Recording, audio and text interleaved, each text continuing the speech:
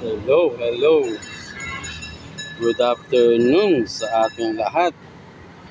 Maligayang Miyerkules ng hapon. Nandito na naman tayo sa Pasig River along Mandaluyong Bridge. Po, ang lakas ng agos ng tubig. Ano, lakas oh. Malaki ng mga batch yun. Mga pangkarga.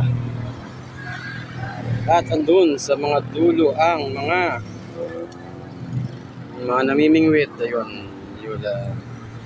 Yan po. At dahil magpapasko na, naglagay na rin po sila ng mga tent. Yan po, mga tent. Pagkakaroon ng mga bazaar dyan. Sa ngayon wala pa, nagpe-prepare pa lang sila.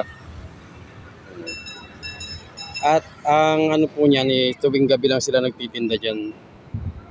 Tuwing gabi lang. Yun po yung mga namimingwit sa dulo. At okay na sana itong ilog Pasig natin na medyo wala na siyang dumi. Pero may mga mangilang-ngilang water lily pa rin. Sa bagay, di natin may iwasan yan, water lily. Pero para sa akin kasi, pag may water lily ang isang ilog, meaning ay marumi. Kasi sa dumi nabubuhay ang water lily. Yan po. Yan po mga ginagawa. Water lily, may pakinabang din naman kasi yan. Yan po mga ginagawa sa mga corona ng patay. Yung ilan yung ilan. Hindi ko naman sinasabing lahat. Yan po, ang lakas ng ano. Ang lakas. Ang current ng tubig. So, paano guys?